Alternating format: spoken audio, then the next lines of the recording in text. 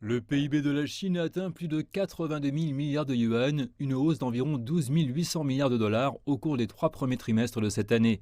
C'est une augmentation de 9,8% d'une année sur l'autre.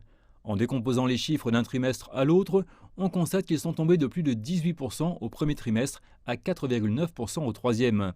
Fu Linghui, porte-parole du Bureau national des statistiques, a déclaré que la performance globale était conforme aux attentes.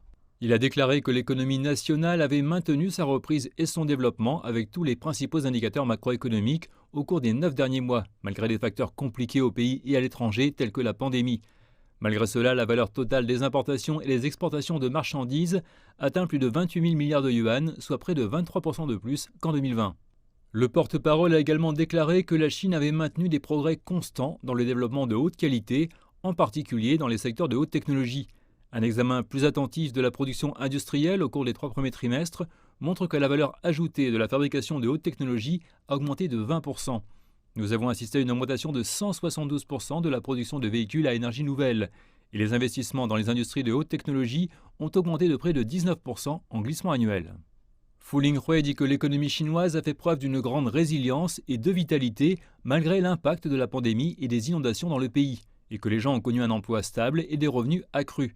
Mais il y a encore des incertitudes mondiales et une reprise inégale en Chine. Fu a déclaré que le pays devrait remplir les principaux objectifs et tâches de cette année en matière de développement économique et social.